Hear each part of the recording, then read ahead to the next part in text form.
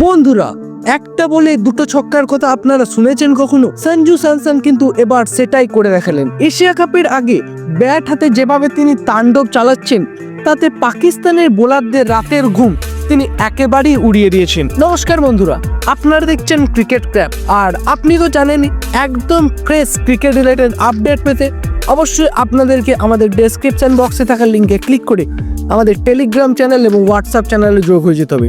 কারণ cricket related সমস্ত fresh update আমরা সবার প্রথমে আমাদের টেলিগ্রাম চ্যানেল এবং হোয়াটসঅ্যাপ চ্যানেলে দিয়ে থাকি। তাই ওখানে অবশ্যই ডেসক্রিপশন বক্সে থাকা লিঙ্কে ক্লিক করে আমাদের কমিউনিটিতে যোগ দিয়ে দিন। বন্ধুরা, এশিয়া কাপের ঠিক আগে রীতিমতো তাণ্ডব ঝরাচ্ছেন সঞ্জু স্যামসন। কোচি ব্লু টাইগার্সের হয়ে ত্রিশুল টাইটান্সের বিপক্ষে ওপেন করতে নেমে তিনি 46 বলে 89 রানের একটা দাপুটে ইনিংস খেলে দেখালেন, যার মধ্যে ছিল 4টি 4 এবং 9টি ছক্কা। ভাবতে পারছেন, স্ট্রাইক রেট 193.48, প্রায় 200 স্ট্রাইক রেটে ব্যাটিং করেছেন তিনি এবং বিপক্ষের বোলারদেরকে তাক লাগিয়ে দিয়েছেন। আর বন্ধুরা, আপনারা জানেন কি, ম্যাচের সবচেয়ে বড় হাইলাইটস হলো 1 বলে 2 ছক্কার কাণ্ড। পঞ্চম ওভারের চতুর্থ বলেই সঞ্জু স্যামসন উড়িয়ে দিলেন একটা বিশাল ছক্কা, কিন্তু আম্পায়ার সেটাকে নো বল জানান। দল পেয়ে গেল 7 রান এবং সঞ্জু স্যামসন পেল একটা ফ্রি হিট, আর সেই ফ্রি হিটকে কাজে লাগিয়ে আবার একটা ছক্কা মেরে দিলেন এবং 1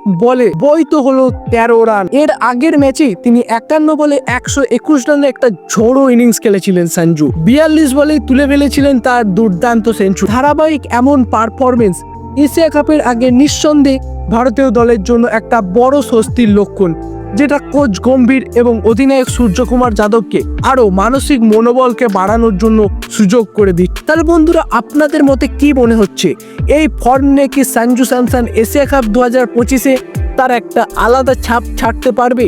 সে কি হতে পারবে এশিয়া কাপে ভারতীয় দলের জন্য একজন গেম চেঞ্জার ব্যাটসম্যান? বন্ধুরা, আপনাদের এই বিষয়ে কি মত অবশ্যই কমেন্টে লিখে জানাতে ভুলবেন না, কারণ কমেন্ট বক্সে আপনাদের প্রত্যেকটা কমেন্ট আমি পড়ি এবং সেটার রিপ্লাই দেওয়ার চেষ্টাও করি। তাই আপনাদের কি মত অবশ্যই লিখে জানাবেন। তাহলে বন্ধুরা, আজকের জন্য এখানেই রাখছি। ফিরে আসছি খুব শীঘ্রই এশিয়া কাপ রিলেটেড নতুন কোনো আপডেট নিয়ে।